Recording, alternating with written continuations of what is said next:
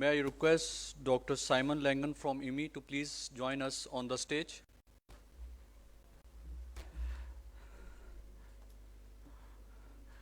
Bismillah ar-Rahman ar-Rahim. Good afternoon. On behalf of International Water Management Institute and Pakistan Council of Research in Water Resources, I welcome all ladies and gentlemen at the concluding session of this international conference. We welcome the Honorable Malik Amin Aslam Sahib, who's advisor to Prime Minister on climate change, as he has to attend a important meeting at Prime Minister office. I request him to please give his inaugural address. Sir, please.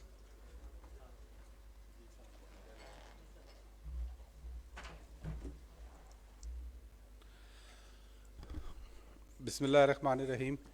Distinguished ladies and gentlemen, Assalamu alaikum.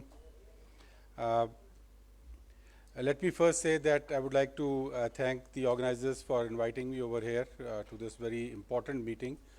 And it's a very well-timed meeting.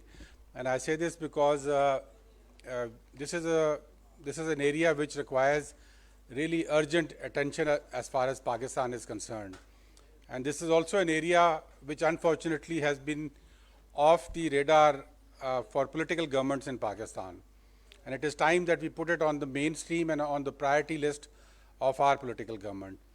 And I say this because just yesterday we had a meeting of our what is called the Prime Minister's Committee on Climate Change.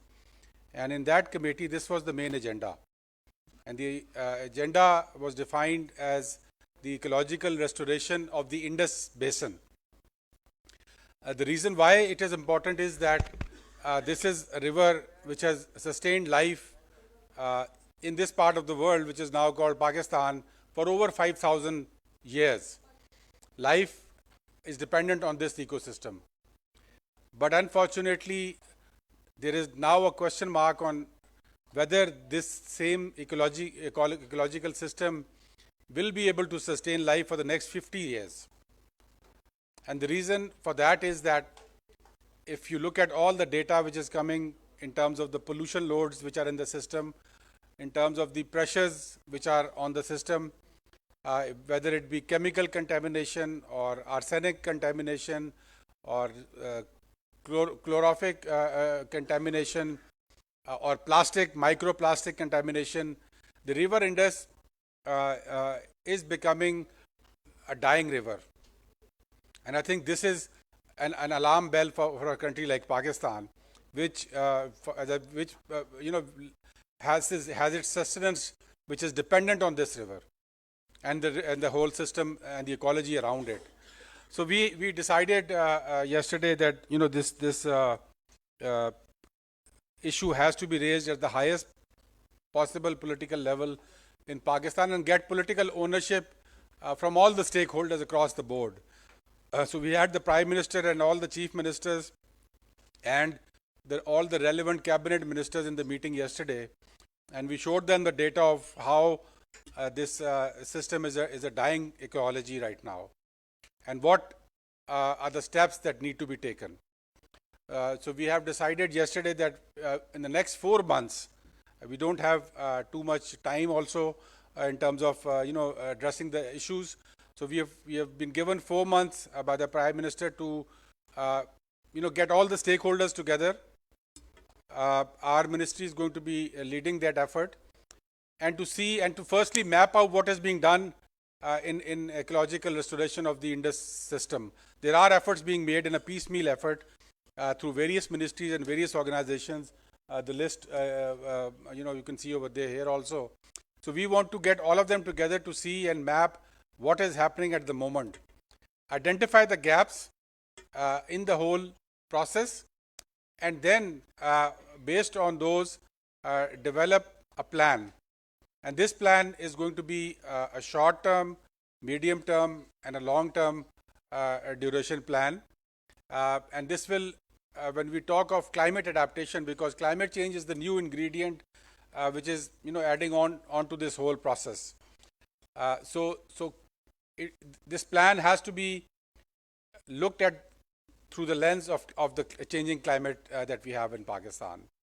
So that is what our focus is at the moment. And if you look at the triple planetary crisis which has been talked about, which includes pollution, climate change, and at the same time biodiversity loss.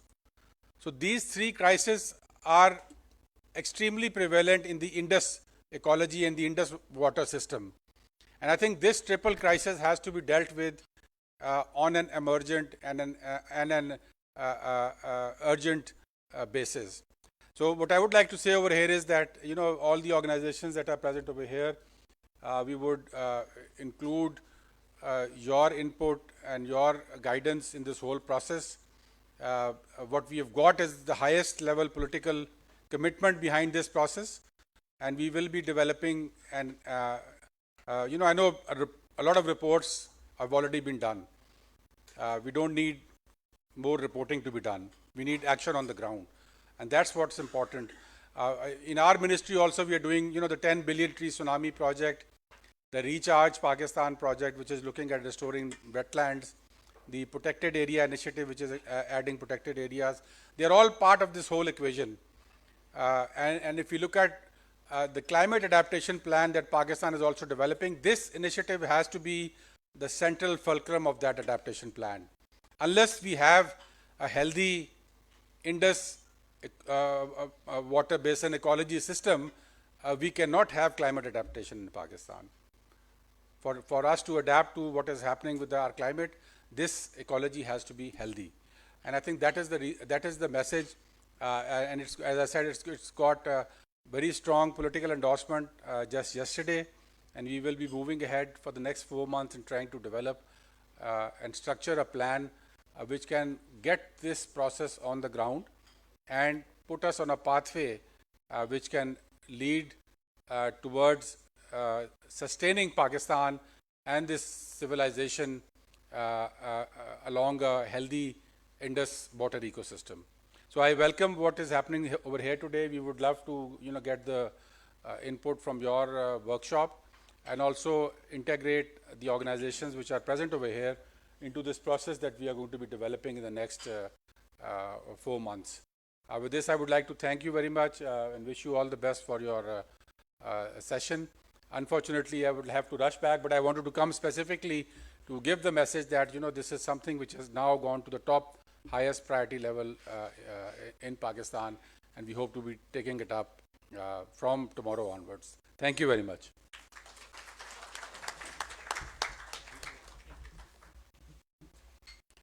Thank you very much, sir, for sharing your thoughts and future direction of Government of Pakistan. Now I would like to request Dr. Muhammad Ashraf, Chairman PCRWR, for opening remarks for this closing session.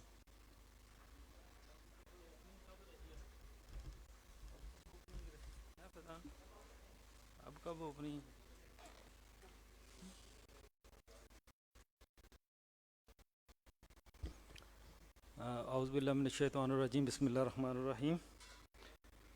Ladies and gentlemen, welcome back. You know that over the time, water, food, and climate change, they are emerging as the great threat to the nation, particularly the developing nation is at the forefront of these threats. So recognize the issues of the water. First, in Stockholm, the World Water Week was basically announced, and they are regularly organizing this week. Later on, keeping in view the importance of water, the Korean Water Week, and now is this year, African Water Weeks has also emerged as one of the event that the African countries are organizing to address the water issues in the African region. So getting the inspiration from all those and looking at our own issues, we also plan to organize this Pakistan Water Week. We were thinking since the last 2 years. Last year, because of the COVID, we could not organize it, but this year we have been able to organize this in a hybrid mode.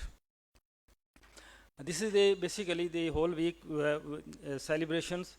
These 2 days are dedicated for the international conference workshop, where beside the inaugural session and plenary session, we have 3 thematic areas and 50 sessions, where we discussed about the existing knowledge, the knowledge gaps, and what can be taken into action, and what are the success stories about number of issues, right, starting from the surface water distribution system transparency to the surface water management, integrated water sources management, groundwater, sustainable groundwater management,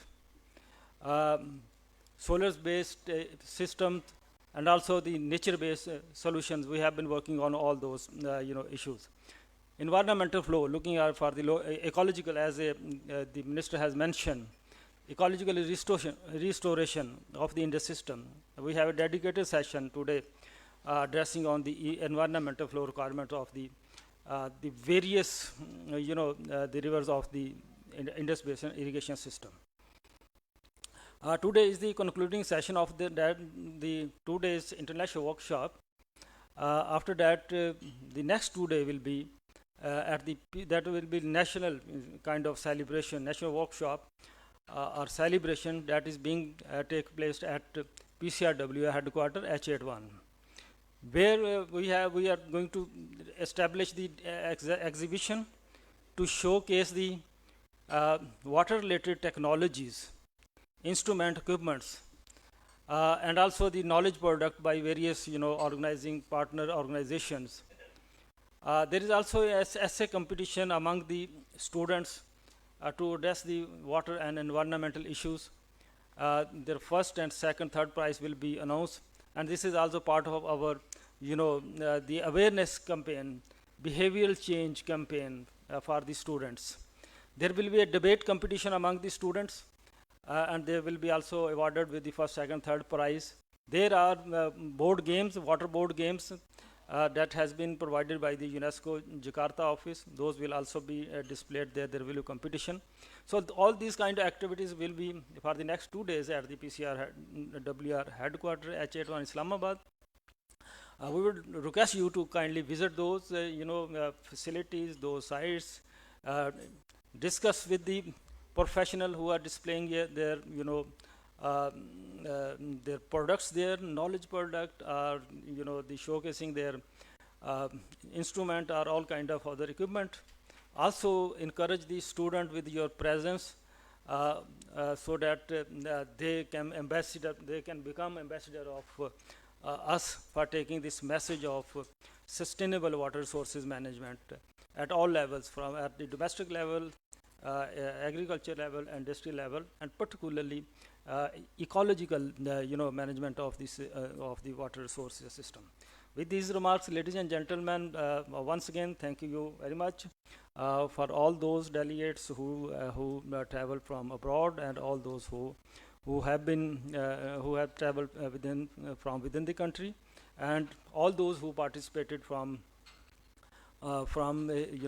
Islamabad or the surrounding areas, and all those partner institutions who facilitated us, who participated in organizing this first of its kind event. It is always difficult to first time manage such kind of large event, huge event. So once again, I thank you all, IWMI colleague, and all our partners, for example, ADPC, UNESCO, SACON, and all other. I cannot name all and everyone. So thank you very much, and have a safe journey back to your homes. Thank you very much.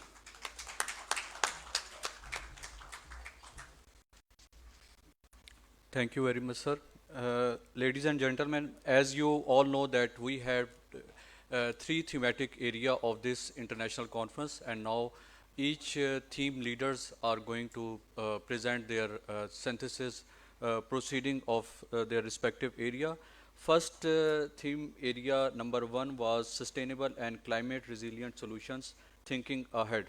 And the theme leader is Professor Dr. Stephen Orenbrook from IWMI, and he is going to present his synthesis report online. Over to Dr. Stephen Olmbrook. Thank you. Colleagues, I will have to do this online. Thank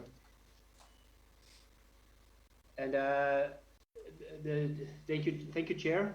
You and Dr. Harvis gave me 7 minutes. I hope that's correct. So I could speak easily for 25 minutes because the sessions I had the chance to participate in were very rich and very lively discussions. And I will not mention any names because it would be unfair. In 7 minutes, I cannot mention all of them anyway, and who should be mentioned. And I would just keep it a couple of key highlights. I think it was very clear that Pakistan, as the 5th most vulnerable country to climate change, is exposed to a very significant threat because of climate change. There's huge impacts on water, on the economy and the food systems particularly. We have to realize that we already live in a 1.5 degree world. And if we want to stay at maximum 1.5, we live in a 1.1 degree world and maximum 1.5, we want to achieve that, then we really have to do very drastic measures, and it's questionable if we do that. But even if we achieve that, that still means that is quite hot for the Hindu Kush Himalaya. And there's one thing where the science is very clear, then it's about the increase of temperature. Predicting change in the monsoon pattern is much more difficult, particularly at local scale. But the temperature increase is very clear, and that means that there's a complete change of the snow and ice melt behavior. There is a complete change of the hydrological dynamics of the Indus River Basin, which is heavily dependent on melt of snow and ice. About 1/3 of the ice towers will melt for the Himalayas if we have even we stay in a 1.5 degree world. And that has significant impacts also on food production, and we have to rethink the way we irrigate at the moment. We have to rethink which crops we irrigate at the moment, and we really have to, with new science, advise policy in a more effective way. So it was excellent to hear the minister just speaking 10 minutes ago that this has the highest attention at the moment. Good projects were introduced, like the WARP program from FCDO and many partners. Australia has nice initiatives as well as others have, so I think that was very clear. And again, the science is clear. It's a lot about the translation of the science policy interface. It's about bringing the science to action. I'm not saying we don't need more research. We do need research to come up with innovations that help us to deal with the problems. And that was discussed in a number of sessions. For instance, in the groundwater session, it was clearly demonstrated how unsustainable groundwater management is at the moment, but there is a chance to move it into a sustainable pattern. One thing that is certainly needed in that respect is that we need more monitoring, because you can't manage what you're not monitoring. So more investment in water resources, monitoring systems, particularly also in groundwater system, is critical to achieve the awareness, to really increase the sustainable management of these very important resource. Furthermore, we should probably stop and say, oh, this is a groundwater problem. The surface water and the groundwater cycles are intrinsically connected. So we talk about one water cycle, and it's not only a groundwater management problem, it's always the combination of both. So therefore, we need to have this whole system analysis from the peak of the icebergs down to the mangrove forest in the delta of the Indus. And only that basin-wide setting of water management limits, setting of caps for abstractions, setting of sustainable use patterns, that might help. The IWRM session this morning was one of the most lively sessions I have participated in the last months. And that was very difficult in a hybrid setup, but it was really very good discussions. And the multi-purpose approaches in IWRM were clearly discussed. We had the chance to listen to great examples from China, Australia, as well as from Pakistan, particularly from Punjab, but also from two major cities, Lahore and Karachi, and about the critical importance of what needs to happen to achieve more water security also in these growing urban areas. And it was quite interesting, if I may. The study for Lahore and Karachi, they made a strong stakeholder involvement to achieve better governance, to achieve climate resilience, for better through better water security. And if you look at the priorities, I found it quite interesting. The highest priority what came out of the study is we need to improve the institutional capacity and the governance. That was the number one, what the study concluded. Second is on better data and monitoring. And only third, well, third is also important, but was the utility planning and the utility performance, as well as sustainable, financially sustainable services. But it was put the governance and the institutional capacity first, where the investments need to go, as well as data and monitoring. Excellent session this morning was also on environmental flow, and environmental flows is nothing that a few environmental hardcore environmentalists kind of thought up, because the term almost suggests that this is only the water for the ecosystem, and it's a nice thing to have. No, it's not a nice thing to have. It is absolutely must. We need environmental flows for the environment, but also for sustaining livelihoods, sustaining the economy, all the human needs, industrial needs, etc. So it's a kind of a system that helps us to support the environmental requirements of a river, but all the other systems depend on that. And that came out very clearly. And it was also explained yet again that it's about the vision that we have for the Indus or any of the sub-basins. And it's kind of, we need to develop that vision and define the ecological environmental classes we want to see that river to be, and then make difficult choices. And then we have to stick to that in the coming decades. That seems to be the way forward that we have to go. My last session, if I may, was on the nexus, and it was, for me, as somebody working in this field, so satisfying to see the great examples, but also to listen to the stakeholders, and everybody fully bought into the concept. Everybody said, no, that's the way to go.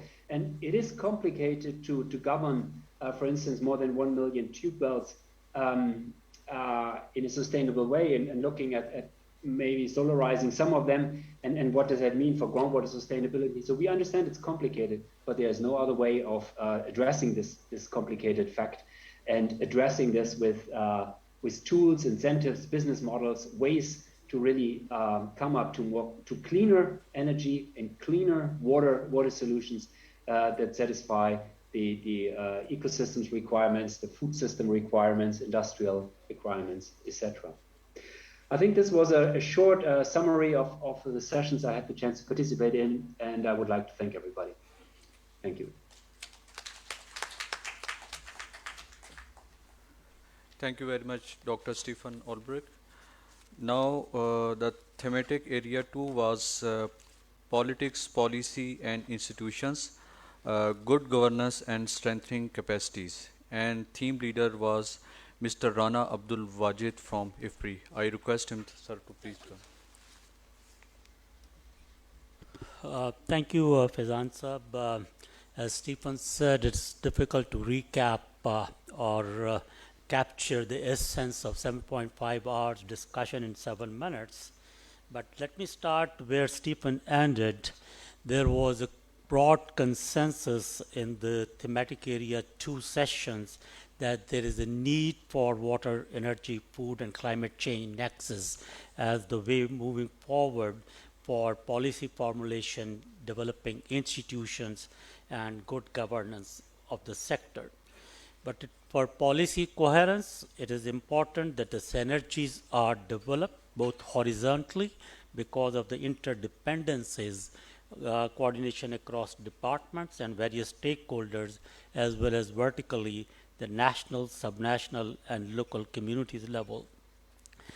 And it is also important for this securing the water resource that we need to price it equitably and recover the full maintenance cost for ensuring its fiscal sustainability.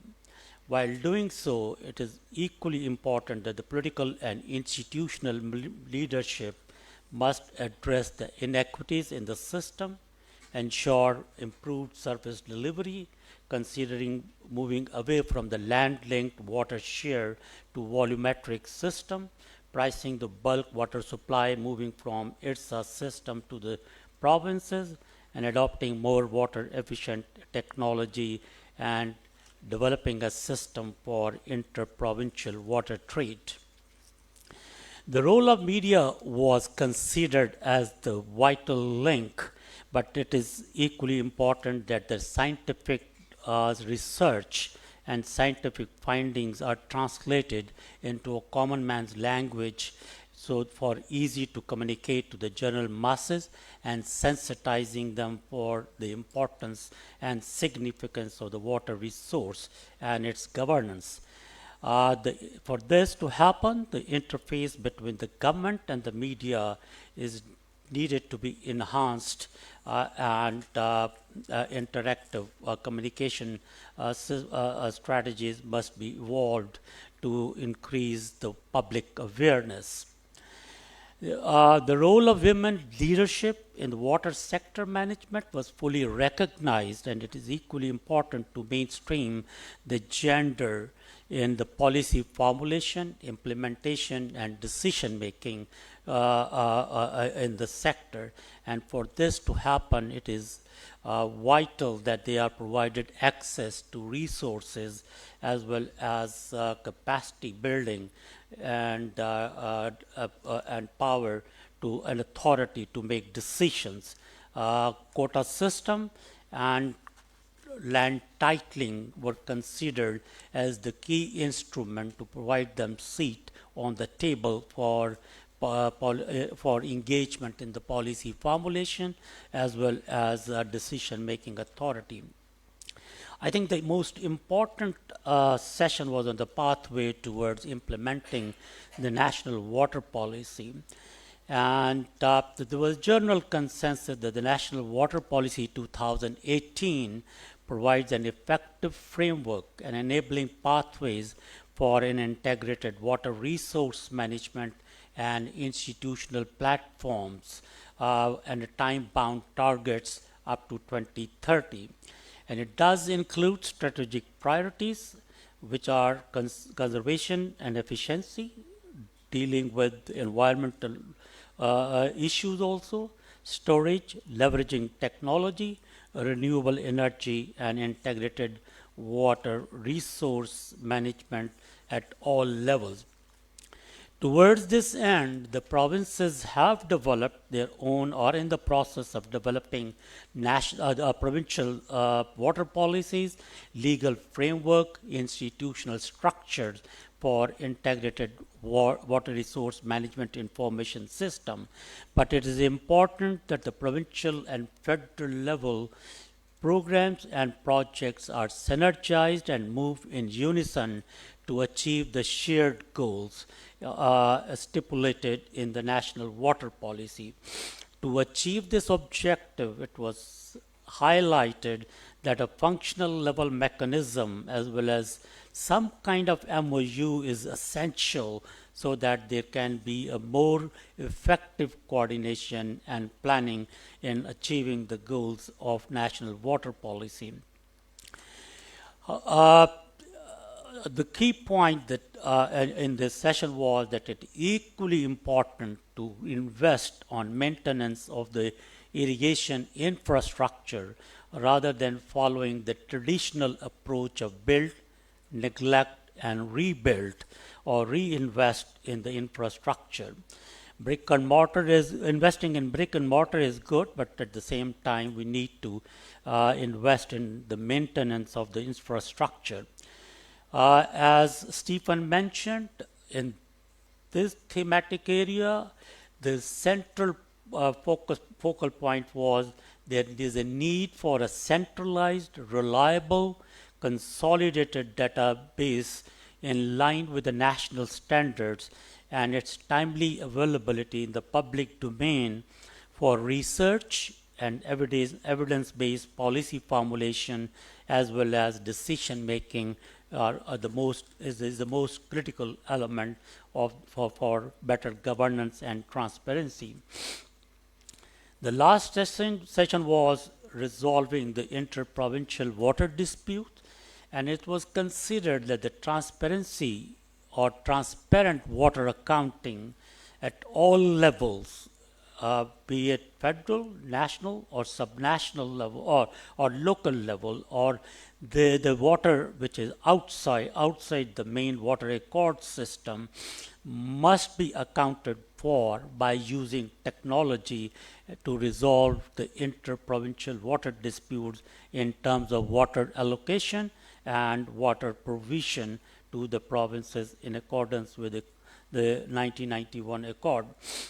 There is a need for a reliable and fair documentation of water draw and consumption at all levels to have a proper water accounting in a transparent manner and to resolve this interprovincial disputes.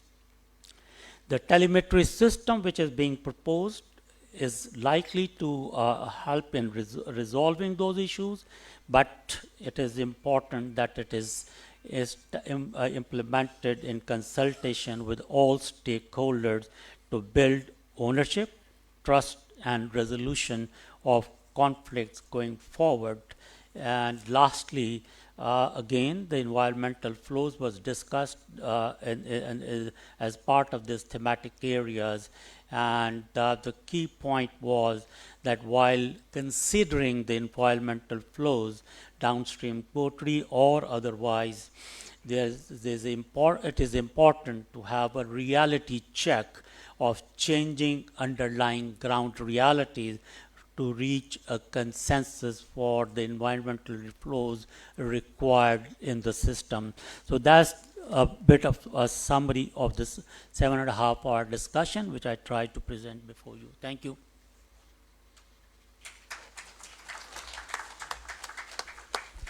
Thank you, sir. The thematic area 3 was technologies and innovations responding to the challenges, and I request Dr. Simon Langan from IWMI to please present your synthesis report.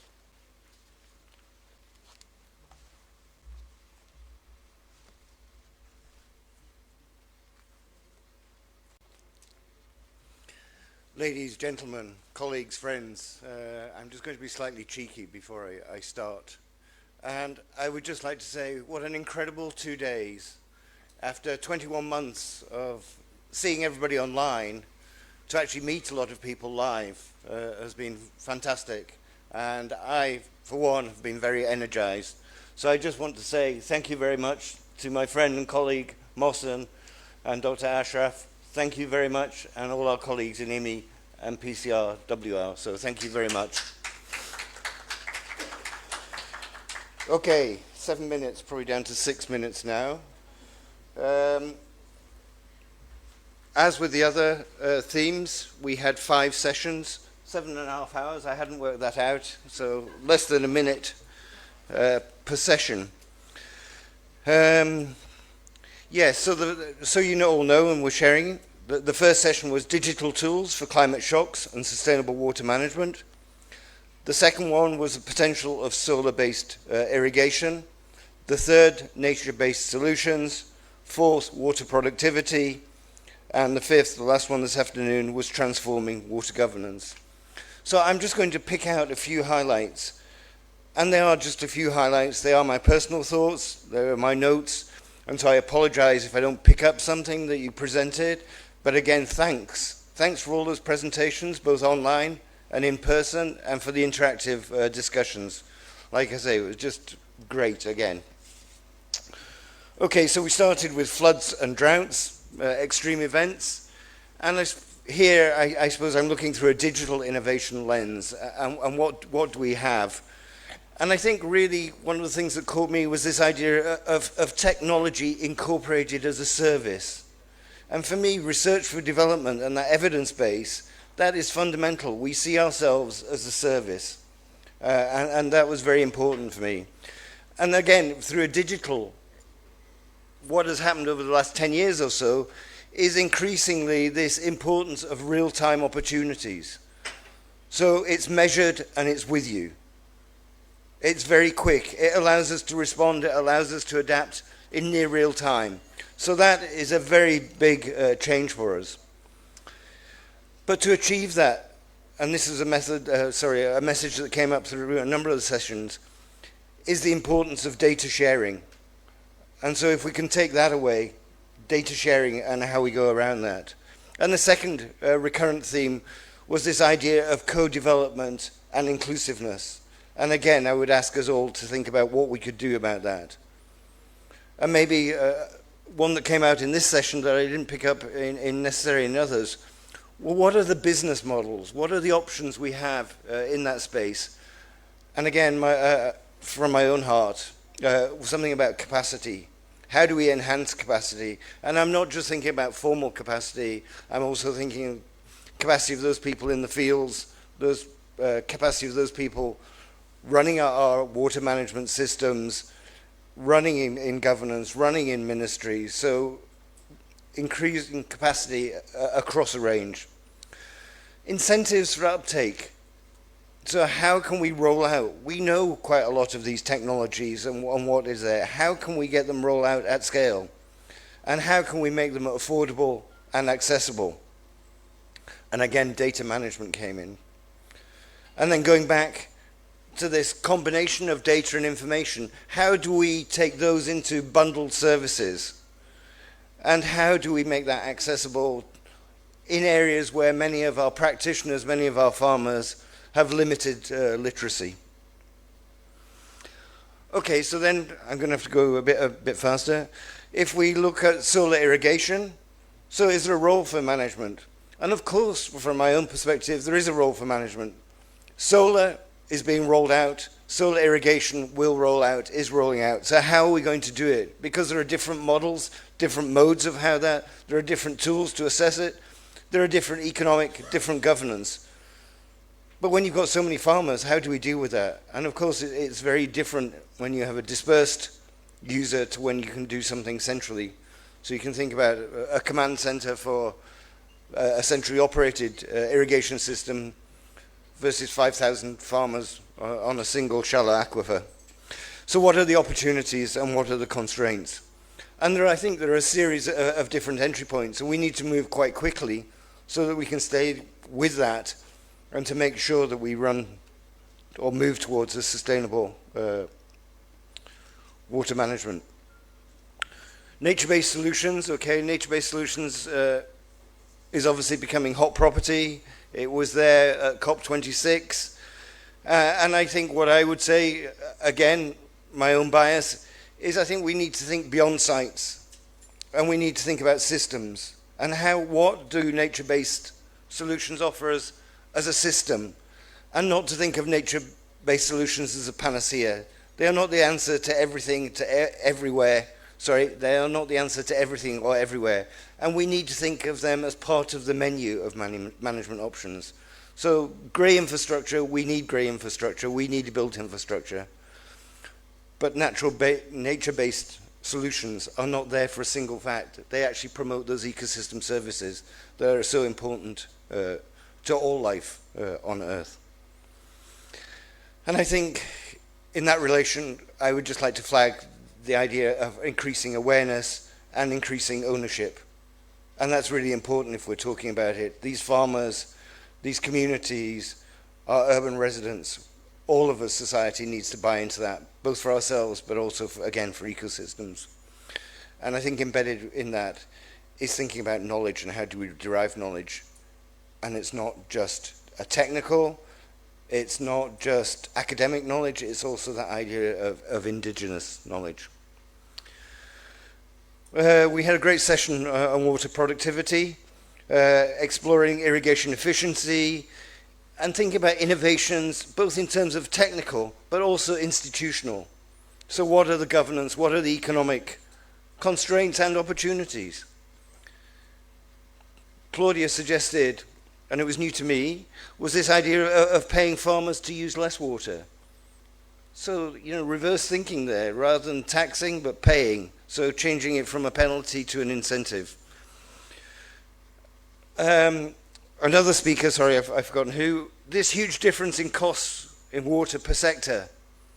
Again, that was quite an eye-opener for me, just multiple orders of magnitude in what irrigators pay, in what industry pays, and what we leave for the environment. And the role of allocation and the role of governance. The non-water options. We talk about water management, but what are the non-water options to reduce our water management? What could we do with crops? let's also not forget water quality. Quite often we switch into thinking about water security. And dietary options. So how much water do different crops use? What do livestock use? And how can we assemble that and think about what we need? And again, possibly for dietary. What are the options for wastewater and reusing wastewater and the conjunctive groundwater and surface water uses? Yeah. Okay, I think I've got one more.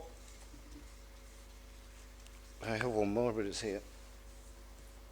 Okay, and so our final session today was talking about water accounting, and I think what came out of that session was how important water accounting is at different scales to face different issues, different problems, and different approaches. But there seemed to be a wealth of information there if we could pull it together, and it provides a method to review and access equitable water and how they are being used, and are they being used. So it provides that tool for dialogue. There are constraints though. There are constraints through the availability of traditional data. And again, maybe digital have something to offer to there for new sources of data, remote sensing.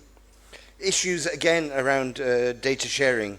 Questions about groundwater data, questions about the quality of the data, but the need for it at different scales. Okay, just 6 quick points as an overview, takeaway messages.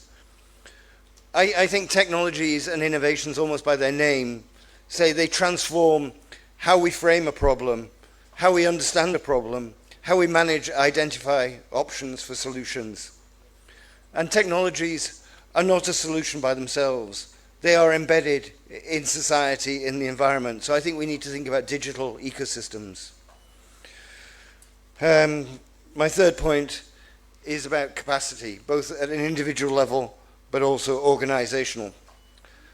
And I think, again, what I would like to take away and ask you to take away with you is this idea of partnerships. No individual organization can do it by themselves, but we need it together. And there's a large range in diversity of opportunities and approaches to different issues. And finally, I just come back to this idea of the importance of data sharing. So I hope that was useful. Thank you.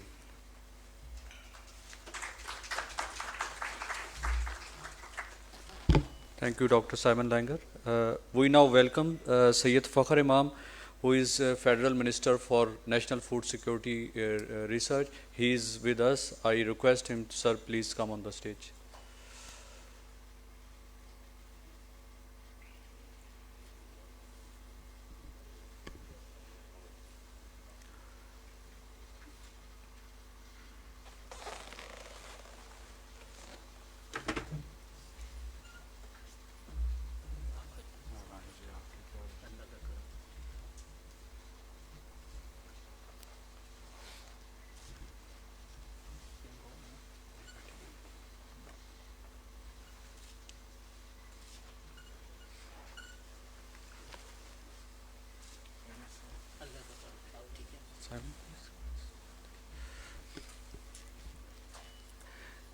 Thank you very much, all themes leader.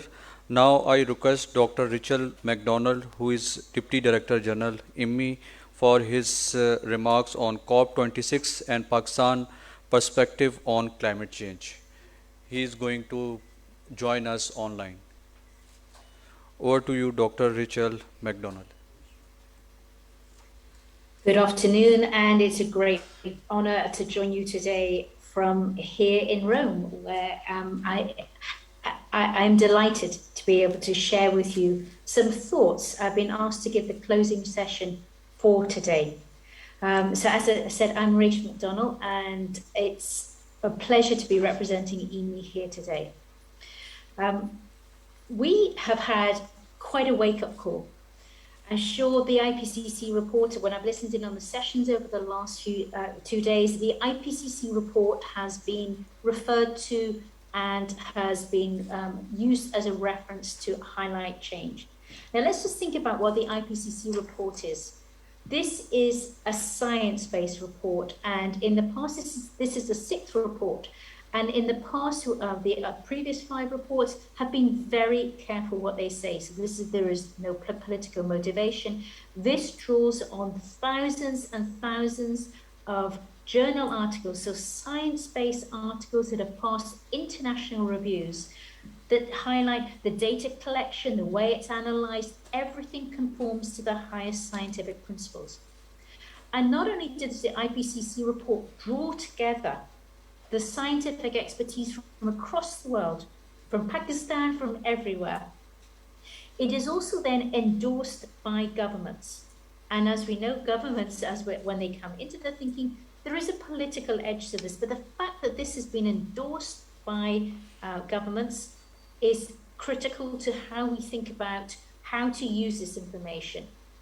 So what this is saying is that it is unequivocal that human actions have led to climate change, and that those changes that we've seen over the last 2 or 3 decades that our farmers can talk about, our water managers can do, are real and as a result of what we're doing. But more challenging for us as we sit here and we think about what can we do in Pakistan as we look at the whole water, food, energy challenges, it highlights those future changes and what this will bring to our children and our grandchildren, and the imperative that we have to bring in actions, that we have to really address what is there now, because this is not a think tank, this is not a speculation, this is the strength of the scientific community that we have to rely on. We have to bring their integrity into the room as we talk about these very difficult challenges. So as you've heard, I've been listening to the really good taking on board of the facts, the changes in glaciers, the changes in droughts and floods, those heat waves, and what that might mean for our areas. What we are seeing is this is ensuring there is the water scarcity, the water stresses that are already part of our everyday life are increasing. It means that our food systems, our agricultural systems are going to be challenged. Where we grow here now, what we will be able to grow in the future will have to reflect these changes. It also means, just as those food systems are being stressed, our ecosystems are being stressed. We were hearing this morning about the importance of the environment. All those systems that we rely on as the basis of our whole, those ecosystem functioning, we rely on for growing our food. They're also going to be challenges. Where we see particular aquatic ecology or trees or those really rich systems that we rely on, they're also going to be stressed, whether it's in our lakes, in our river systems, in our oceans, or on land. So this is really a wake-up call. If there is no fudging this, and from here out in the room, everybody is already beginning to take this on board.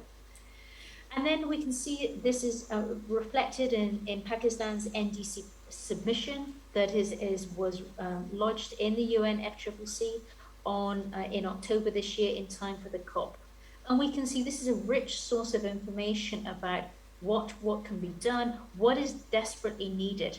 And we can see this whole identification of the risk in terms of water systems, in terms of dietary and nutrition challenges, and some of the hazards, whether it's glacial like outburst floods, or droughts or floods, or extreme temperatures or tropical cyclones. This Government of Pakistan document highlights that. And increasingly important are also the ways of managing this. What comes from both the IPCC report and the NDC of Pakistan is the need that we have to do, we can't wait for adaptation, it has to be mitigation as part of that. So we need to be managing land degradation, we needing to manage our ecosystems and our grasslands and our wetlands, as well as part of the delivery of what we're doing as we develop our solutions for this work. This is as much a part of this as, and what's beginning to see in Glasgow, but in many areas. In the past, mitigation has focused on energy and transport, and we've been hearing a little bit about that today, about solar irrigation and the role that can play. Well, what is increasingly seeing is that they are shining a light on agriculture and land use, forestries and land use. This is 30% of greenhouse gas emissions, and we are all going to be challenged to be able to include mitigation as part of our adaptation solutions. So what is needed? And what has been fantastic to hear is the coming together of ideas, because we know that we can't just do this through technology. We need this whole joint of areas, and we can think about that as four main areas of development that will bring the changes. We do need innovation. So if you read in the newspapers and science articles, hydrogen, solar, all sorts of different challenges are coming in there in terms of new energy. Now, this is how the energy sector is changing. So we hear about green hydrogen, what are the possibilities of solar replacing hydrocarbons? But do we really hear about the innovations in water and agriculture? And we are being challenged. We have to be as innovative and pushing those systems. And what is important is that we can, in countries like Pakistan, how can we jumpstart those challenges so that we can be more water efficient? We can deal with salinity. We can deal with the degradation of ecosystems and the land and the soils that we so rely on. What can we do? And it was great to hear the championing of Pakistan research from the universities in this space. But this has to be joined up. We don't have the space for incremental research. We have to really leapfrog on this. And this is why working with international organizations, national research centers, local capabilities, bringing together those ideas into innovation is going to be critical. And then bringing the private sector, where there's often a lot of innovation there, working with those to do that. The second area I would identify is scaling. Yes, we can test, we can look at those challenges and look at those solutions. How are we going to bring this to scale? Because what the IPCC demands of us, it can't just be in small areas. This has to be radical changes. So we have to look at how can we work closely with farmers? How can we highlight, test, show those innovations? What can they be doing? How can we work with water managers? We've been hearing about groundwater recharge this morning. We've been hearing about innovations, but what can we do to stimulate this at a much greater scale? And of course, governments and civil society, they are part of the implementation, the scaling of those solutions. And then I want to come to the third one, which is linked to that, is transformation. We heard what the question asked this morning is, how are we going to bring policies, finance, innovation across food and environments and energy and agriculture? Well, we have to be creative. We have to try and find that way to go forward, because the consequences of us not is critical. I'm sure many of you will be familiar with a report that came out probably 10, 15 years ago. It's called the Stern Report, and it showed the economics of climate change. It made economic sense for climate change.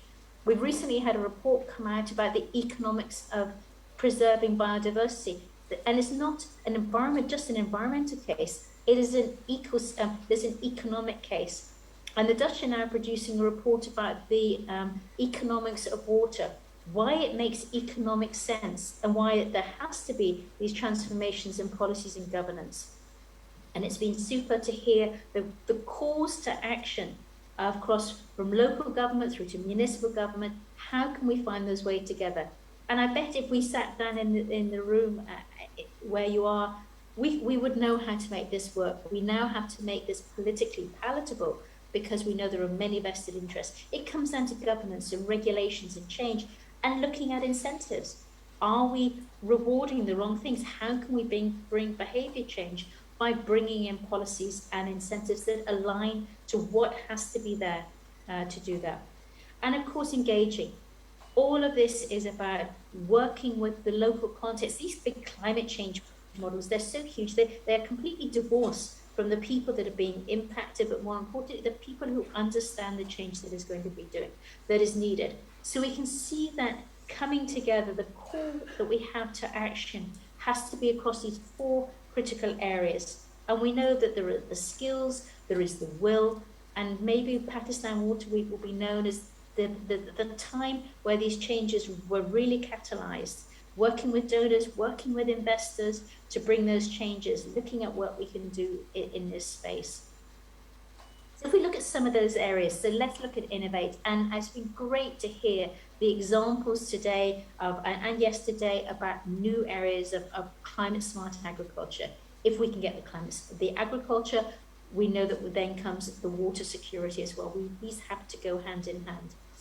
And there are different crops, there are different ways of agricultural practices, there's different ways of using that water. And we can hear about water efficiency, but what does that look like? How can we ensure that this is not just saving water so it's used elsewhere? It's about saving water, full stop. We know that, as Simon mentioned, digital has an important part. Knowing information is important, but that is just the beginning of it. How can we integrate that into decision making at whatever level, from the farmer to the water manager through to governments, and having that knowledge, that insight on what the future realities are going to be, whether it's tomorrow or 3 months' time with the seasonal forecasting, or in 30 years' time. What are the decisions and the investments needed? Because particularly water, it's that long-term planning that is needed, and the flexibility and robustness we need to bring into that planning. And strengthening capacity and dialogue. As you can see in the room and beyond the room, there are so many capabilities that we can harness and leverage and bring together in that area. Looking at the capabilities in women and youth, those young entrepreneurs coming along, as well as just bringing that knowledge into those different dialogues. We know that's how we can bring that innovation. When it comes to scaling, well, there are many different possibilities. I just wanted to focus on water risks, disasters and management, because what we've been looking at over the last 2 days are the increasing extreme heats, extreme flooding and droughts. And we can see that there is a growing body of evidence on risk identification. We are getting the data there, but what we need to do is be able to scale that risk reduction. Early warning systems that are available so farmers, the water managers can respond, but also looking at ensuring that we know those droughts and floods are going to be not only part of today, but are going to increase in the future. What are the mitigation efforts that we can bring in for that? So looking at long-term sectoral planning, is it in energy? Is it in water? And in the agriculture that we practice? We heard earlier today the notion that we were being challenged. Many of the types of agricultural practices we have today are not going to be possible. We were challenged to think beyond rice in particular, for example. What does that look like, and can we do that? And then there are all sorts of possibilities of risk transfer. How can we protect those that are being impacted? There are lots of options here, because we really do need to ensure that the farmer can come back to can produce in the next season, and it does not lose all their capital, their livestock, their seed systems and all of that. What can we do in terms of tapping into financial markets, financial capabilities and all that? And again, this all comes back to governance, policy and institutional arrangements that we might have.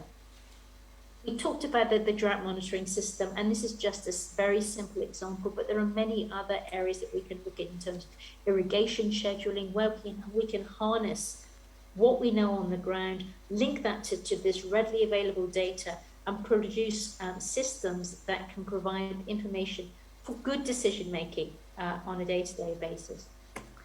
And then transform and engage. We saw this week, last week, the launch of a new project on water governance. We can see the changes that are coming. So that the cross-fertilization of ideas. In the session this morning, we talked about the national water policy. What does it need to do? Is it climate ready? We can see from the Pakistan NDC submission, there is a notion that we need to continue to adjust this policy as we want to do it. So in those dialogues, as we take on board climate change and build that climate resilience, there are solutions that are possible, but it has to be within this governmental and transformation framework and this continual conversations to bring in the depth of the information and the knowledge and the insight that is already here, that informal knowledge that was spoken about a little bit earlier. So we had these two slides that I wanted to talk to. We had the COP earlier, about a month ago now. And we were challenged by the youth, and they were saying, stop the blah, blah, blah, and we want the actions, and we could hear that call to action today. And one thing everybody has in common in the room or listening online is we would do anything for our children. And this is a call to action, is that we really do need to make those changes, because the future that our children are going to inherit is not great. We do not want them. We always want our children to have it easier, to have better economic, to have to be more food secure, more water secure. And yet we know that those changing conditions are not going to allow that to happen. We have to get past the blah, blah, blah and be able to think through, because they are watching us and they are challenging us. We have the innovation in the capabilities in the room, we can do this. And probably the other wake-up call that is coming our way is in tomorrow, the Food FAO, the Food and Agricultural Organization, is going to launch this new report that says that the land and water system, the systems are at breaking point. And we know that this will be, again, a very informed, scientific bringing together of data. So we need to leave Pakistan Water Week thinking, by the time we come back next year, we are going to be having the solutions. We will have made some of those breakthroughs. We will have stimulated the new innovation developments. We mightn't have them just yet, but we will also be committed to changing the policies and the governance and all those big drivers for the transformation and engagement that we need. We are capable, we have the ideas, we are committed, so I'm sure we're going to be doing that. So I welcome handing back to the room, and it was a great pleasure to speak with you.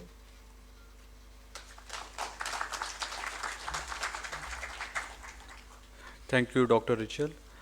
I now request Professor Dr. Stefan Olmbrook, Program Director, CGIAR Research Program on WLE, for his synthesis of water, land, and ecosystem findings.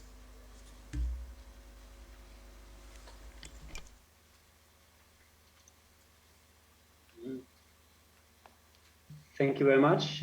Could you confirm that you see my slides?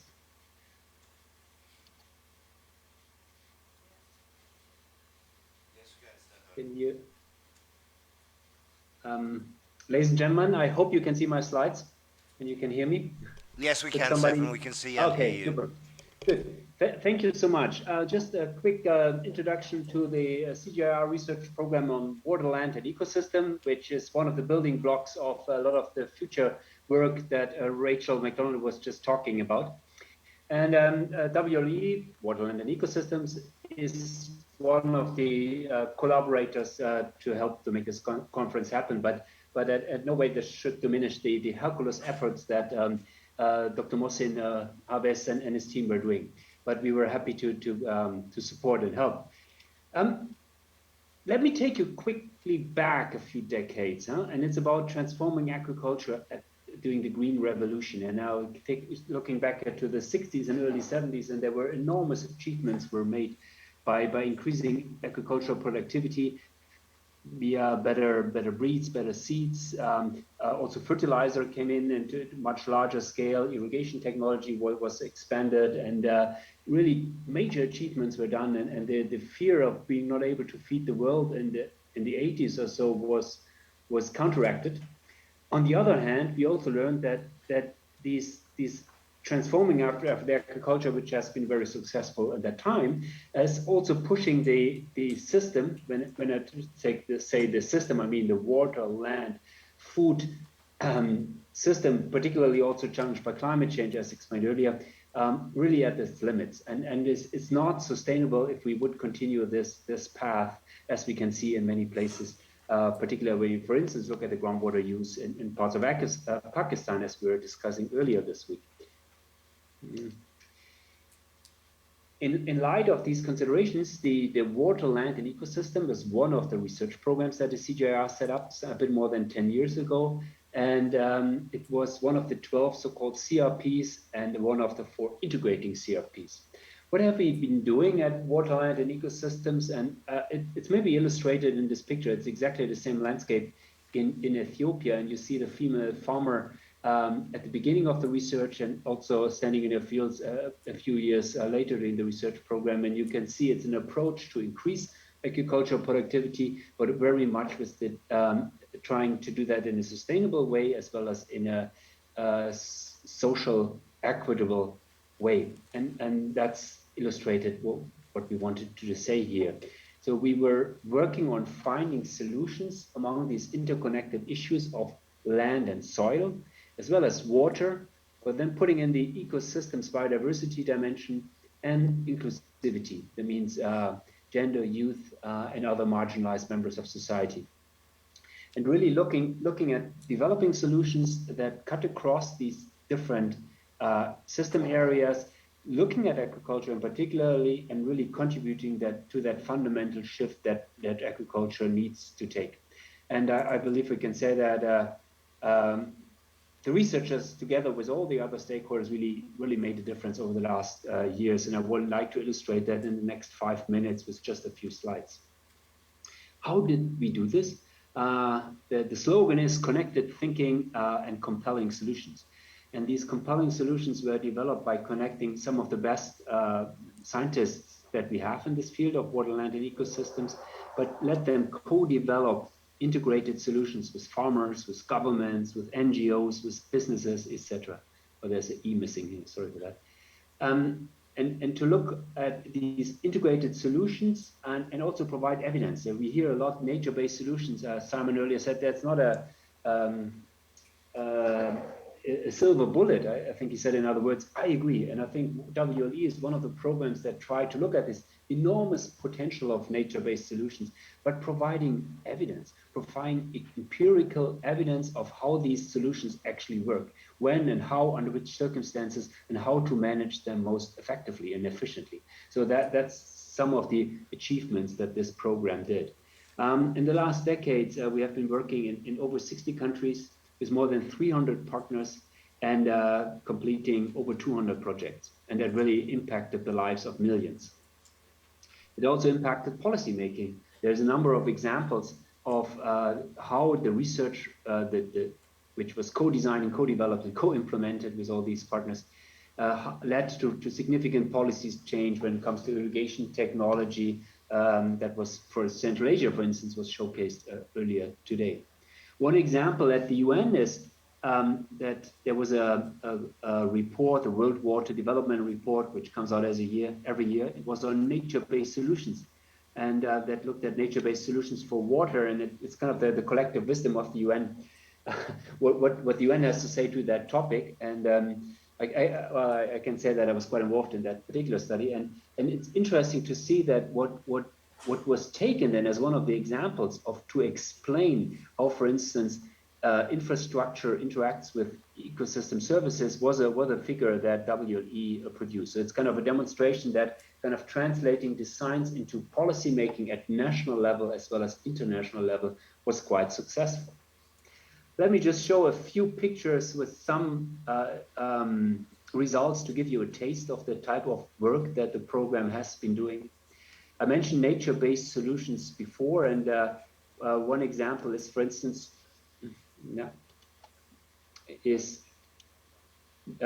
integrated storage solutions. So not only gray infrastructure, building of dams, small or large, but also trying to look for best blended solutions with natural infrastructure, with kind of artificially managing groundwater recharge and then improving water storage in the groundwater and the soil water and wetlands and forest systems, etc., to look at new ways to store water. Or to look at new ways to increase the water productivity, which was a highlight in one of the sessions where I wished to participate in. I think this conference was just too rich. I wanted to be in 3 sessions at the same time. And the one was water productivity, and one way to do that, to increase water productivity, is to mix systems, for instance, at fish farming into irrigated rice. And that also can be successful from a water point of view, successful from a income point of view, economics point of view, but also from a nutritious food point of view for the local people. Other examples include productivity and resilience. And we worked a lot on solar irrigation and business models for that. In India, it's now taking off big time. In Africa. And as was said earlier, it is continued to grow also in Pakistan. Or on circular economy approaches, when the reuse of waste and wastewater was investigated, and how wastewater should not be seen as a nuisance, something you want to get rid of, but should be seen as a resource, and that the nutrients and the water content and the organic material, etc., can be really valorized and reused and recycled in a circular economy type of approach. Final example is the so-called landscapes approaches. The program has been not working in a classical agricultural sense. They're working on plot scale, but very much at landscape scale. And exciting technologies when it comes to soil investigations were developed with spectral technology for improving the understanding of the degradation of soils, and then also developing a rapid assessment method for landscape degradation, and then also come up with solutions to improve soil and landscape degradation through targeted restoration efforts. Or we also helped with setting biodiversity targets for agriculture. Colleagues, let me close with just a few slides which very much link to what Dr. McDonald, Rachel just presented in her nice presentation 10 minutes ago, and that's the future. I said before, WLE is one of the building blocks when the CGIAR is kind of focusing on the sustainability of food, land, and water systems in a climate crisis or in a changing climate. Therefore, we developed major so-called science areas, and one is systems transformation as well, and the other one is resilient agri-food systems. And I believe WLE was one of the programs that supported a lot with data and knowledge and partnerships and networks to further strengthen the so-called initiatives that we are currently developing for these science areas. The initiatives are for the systems transformation. One of the research science areas has, for instance, 12 initiatives. One is Nexus Gains. I was speaking on that earlier today. And each of these initiatives is just a little circle here. And you see that they contribute to several so-called impact areas. A lot of new terms, I agree, but I'm happy to explain that another time in more detail. But we are, with all these initiatives, we want to strengthen the environmental health and biodiversity, as we would like to really make a difference for climate change, adaptation mitigation, poverty reduction and livelihoods, gender equality, youth and social inclusion, as well as nutrition, health, and food security, which is probably the heartland of the CGIAR. But it's a much more integrated approach, as I was starting my presentation with the pictures from Norman Pollock. A big thank you to all the researchers who contributed to that. We speak about more than 100. Claudia and I were directing this program over the last year, or the last month at least. Program comes to an end. Big thank you by the end of this month, and we hope to start with these research initiatives next year. Big thank you to all the partners that contributed. Not all the logos of more than 100 partners fit to one slide, but also a big thank you to the donors who make that all happen. With this, I would like to close, and I hand over back to the chair. Thank you. Thank you, Dr. Stephen Olbrook. I would now request our chief guest of this closing session, Syed Fakhr Imam Saab, who is Federal Minister for National Food Security and Research. Sir.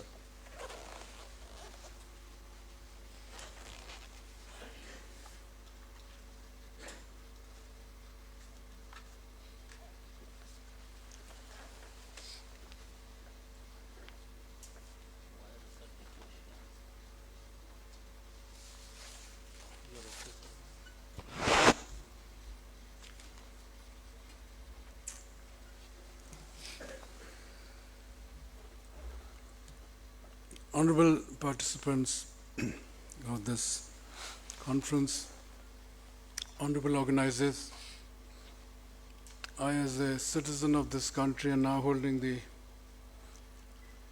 platform for as Federal Minister for National Food Security and Research. I'm very, very happy to be addressing a conference of this nature. Pakistan, when it came into being in 14th August 1947, the water availability per capita was approximately 5,000 liters.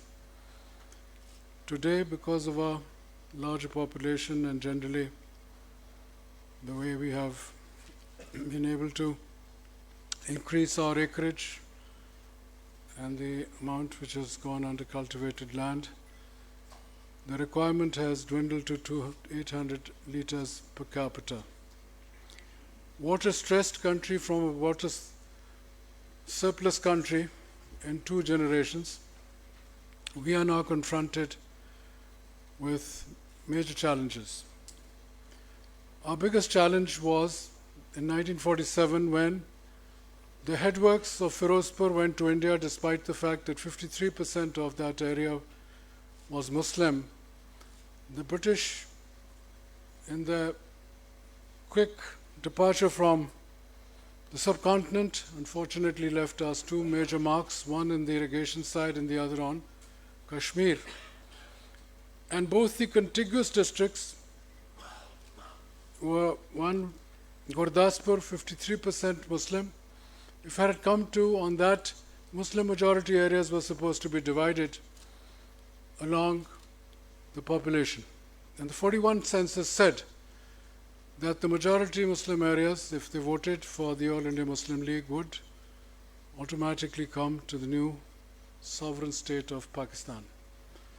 The British, in their wisdom, because there are documents, 8th August 1947, in the then government house of Lahore, where the document showed that both Firozpur and Gurdaspur were to be.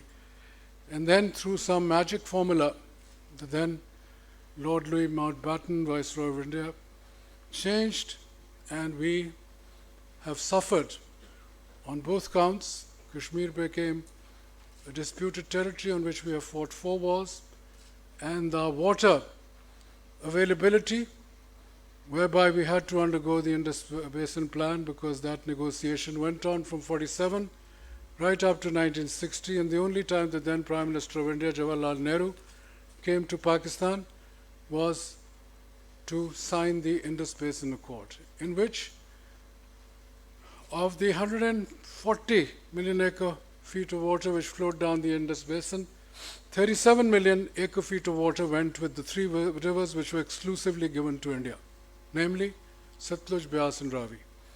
And we got 2 dams which were to sustain some of the losses that we maintained. And as you know, dams are not there forever, for centuries. They're only there for half a century or perhaps a century and a half. Hence, with Tarbela Dam and Mangla Dam and the link canals which came with them, and subsequently the 6 million acres of land which came under SCARP, which was a scheme developed when the experts came out here under John F. Kennedy, President of the United States, some specialists, and one of them was a professor of mine at the University of California. He told me that we have done this scheme of 6 million acres under SCARP, where your salinity and waterlogging will be overcome for decades, not forever. And now, approximately 6 decades down the line, we are seeing, yes, India got them in exclusive right. We got about 104 million acre feet of water with us. But how much does reach the farm? And that's the critical factor. And how do we use it on the farm? To optimize our production. Pakistan has 5 major crops which take up 78% of our cultivated land, namely wheat, which takes up nearly 37%, and then the other 4, cotton, rice, sugarcane, and maize, and that constitutes 78% of our cropped area. Fortunately, in the last 2 years, we have been blessed. The Prime Minister, Honorable Prime Minister Imran Khan, Prime Minister of Pakistan, has given a different, I think, more focused attention to agroeconomy amongst our overall economic welfare. Yes, in the last 20 to 25 years, I feel where our agricultural average of production has dropped to 3%, we are hoping now that in the last 2 years, there's been also, along with government policy, except for last year, we had very extraordinary rains in Sindh, which reduced the cotton production from 4.5 million bales to 2.1 million. Hence, Pakistan had its lowest cotton production for 4 decades. But this year, we've been fortunate. Lower acreage, high production, high yield per acre. But we also missed the boat a long way back, 22, 23 years back, when countries like China, countries like India, countries like Australia, who were amongst the leading countries in the world in cotton growing, adapted technologies which we did not. But today, in the last 2 years, we've had record production of wheat, 27.5 million tons. Last year, we had record production of rice. This year, we 8.97 million tons. Record production of maize, close to 9 million. And sugarcane, 89 million tons is our forecast. The season has just started. Last year, it was 81 million tons, which was second highest production. It all revolves around usage of water. Four different types of methodologies which you use on the farm. One, of course, is flood irrigation, which is the norm in Pakistan, unfortunately. Because our technology and our capital, there are 4 factors of production: land, labor, capital, and technology. Land we have, and our explosion of population has gone up from 32 million in 1947 to 220 million. Hence, we've been able to sustain that population by and large. Of course, we occasionally have to import some things, but on the average, the sustainability has been there. But at the same time, the 4 methodologies on on-farm water management, where you flood irrigate, you furrow irrigate, then you come with drip irrigation, and the last, where you use those flushing, sprinkler irrigation is the 4th.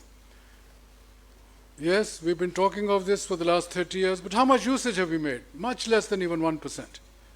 And the reason is technology. Unfortunately, as we have developed as a country, industrially, we have not been able to manufacture much. Yes, we import things and then we put them together. Our basic and fundamental sciences have not been at the level they should have been.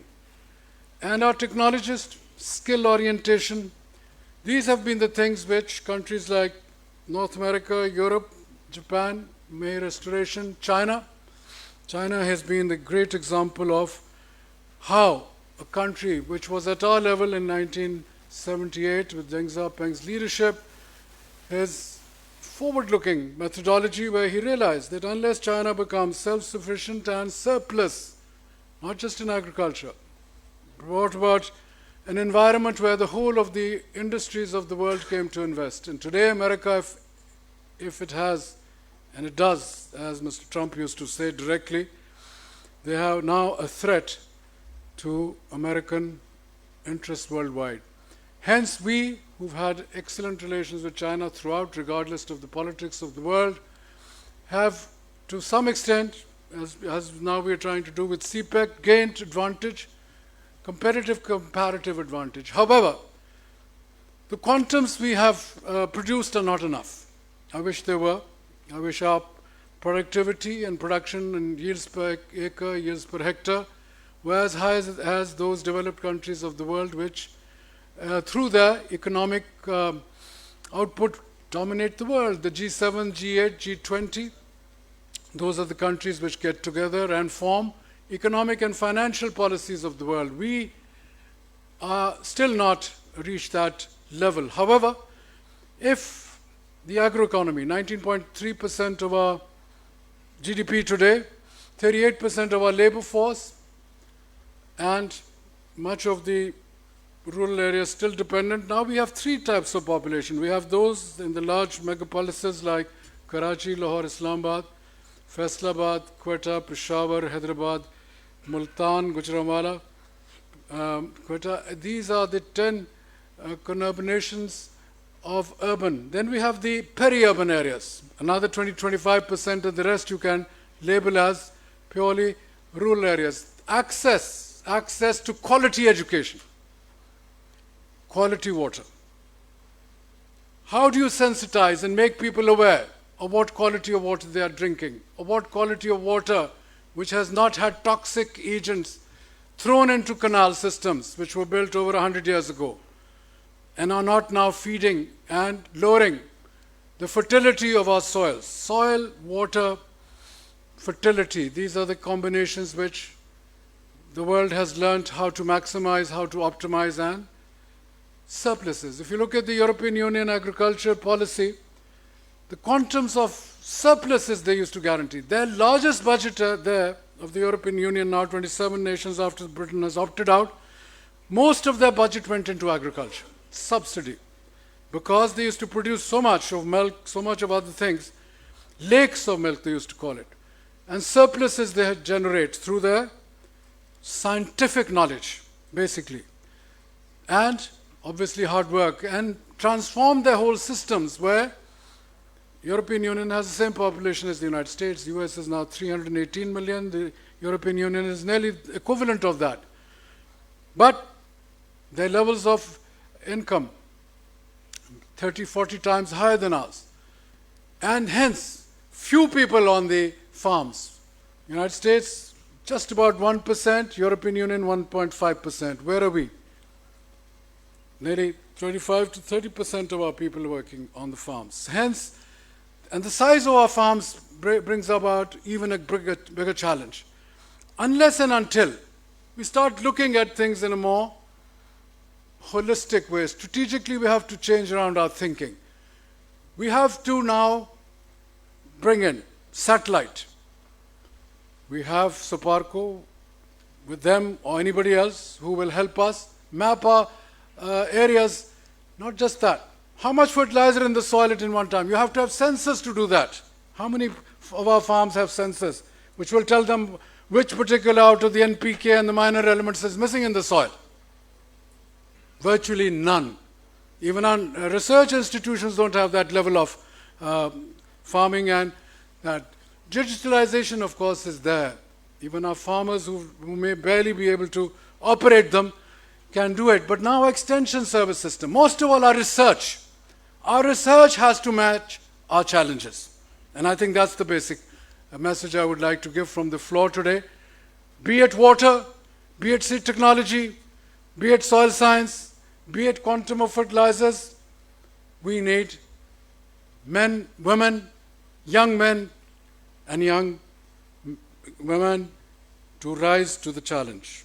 Pakistan needs to come into that global race in science and technology. Without that, there will be no real progress, real advancement. Otherwise, IMF, World Bank, Asian Development Bank, other financial institutions, constantly looking to them to bridge the gap for our budgets. Pakistan needs a psychological paradigm shift, an actual paradigm shift in terms of performance, in terms of action, and in terms of competition. Maybe I've spoken in a manner which most people will not, but I for one feel that Quaid-e-Azam Muhammad Ali Jinnah's leadership created this nation, a sovereign independent state for the Muslims, majority Muslims of India. You look at how the Indians are going today. And I for one feel that we are greatly privileged to be living in the environment that we are today. And I'm hopeful. I'm one of those who believes Pakistan's future from the young can turn the things around very quickly. But remember one thing. We missed out on the Industrial Revolution. We missed out at many revolutions. Now, the high-tech revolution, we are just starting to enter. And it can change things every 6 months if we put our minds together. And those young people who are coming up, how many of you have heard of Silicon Valley? Silicon Valley has given the world the 5 top corporations of the world out of the top 10 in the last 10 years. It always used to be the automobile industry, the petrochemical industry, the other great industries of the world. Today, 5 of the top corporations of the world are high-tech. Pakistan has to enter that race. We are only exporting about 2 to 2.5 billion. Last year it was 1 billion. Our neighbor, $140 billion of high-tech. And the total export is 350, and you know we are between 25 and 30. We were drifting between 20 and $25 billion exports for a whole full decade. Last year is the first time we've gone a little ahead. And those are the challenges which will give Pakistan the break that we need. Thank you very much.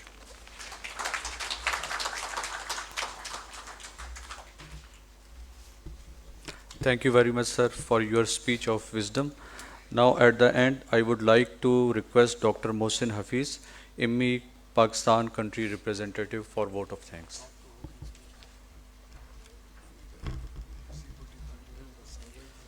Thank you, Fizan sir. Thank you, Honorable Minister sir.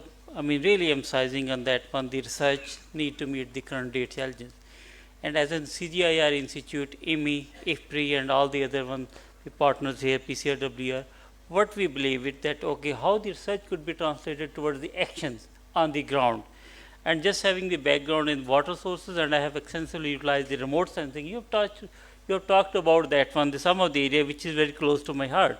How the digital innovation could play a major role, about the artificial intelligence, the Internet of Things, the satellite imagery, and that could help us, provide us a lot of scientific evidences, and that will be leading toward the decision making and then improving the livelihood of the farmers or the people whom we are talking about that one.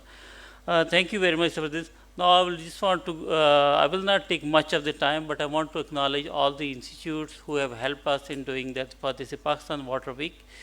I will start with the President Office. Thank you to the President. We had twice a meeting, and then he came here, and it was really good. And President also emphasizes on that one, how the research is enough, but whatever the research is, how that could be actionable on the ground. Then the Ministry of Science and Technology, Climate Change, Ministry of National Food Security and Research, and Ministry of Water Sources. So we tried to bring all the actors who are the critical there, playing a role in water management, in the food security, in the climate change, and in planning and development here. Then from all the 4 provincial governments, Sindh, Punjab, Balochistan, and KB, we've also brought that the irrigation department, their high officials, the Unformed Water Management Planning and Development Board, and all helped us in this journey for this Pakistan Water Week. Then for that, the academia, that plays a major role there.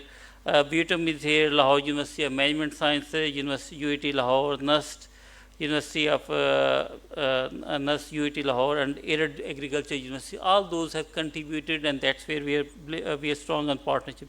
Civil society, WWF, Hisar Foundation, and many other organizations have helped us in this journey.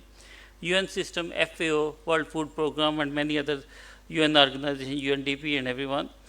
And I want to, the partners who have helped us, the ADPC, CARDA, SECM, ECIR, USAID, Hisar Foundation, UNICEF, CCRD, Rifa University, British High Commission, ADB, UNESCO, IFPRI. And this is the first year we started this journey. Will be Pakistan Water Week will be happening on a yearly basis. So we'll be building more on a stronger on a partnership with the other universities. And we are thankful to the Ministry, Honorable Minister, for sparing a time today and just giving us the confidence that's the need. So we're building on partnership and how we could go on a further on that one. This journey will not stop here. Today we are talking about the international conference. Tomorrow we'll be going for the national conference and exhibition at PCRWR office there. We are bringing there the different private sectors about the students, the campaigns, and the poster competition and all those initiatives are there, and then the technology, which are the different things that are available for a demonstration to the ordinary people, at least changing the mindset of the future generation. That will be there. And I am personally thankful to many online participants from around the globe who were there, who have been quite passionate to doing work in Indus Basin. They are utilizing their best knowledge and practices and see how we could go on a transformational journey, which everyone is interested.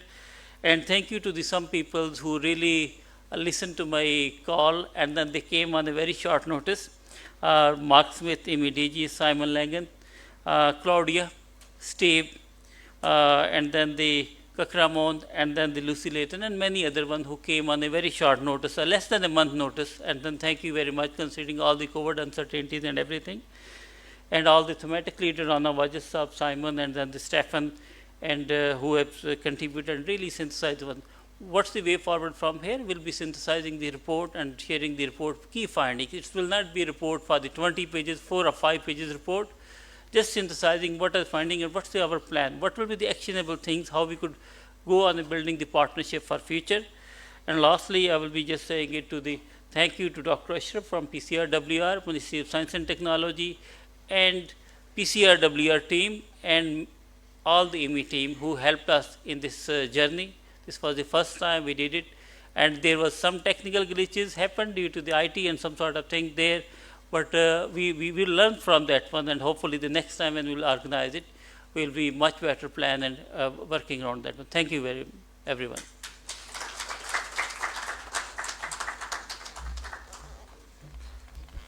Thank you very much, Dr. Mohsin Saab.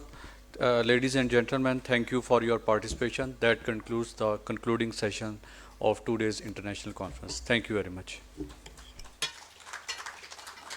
क्या हाल है आपका जी? You're still working with that international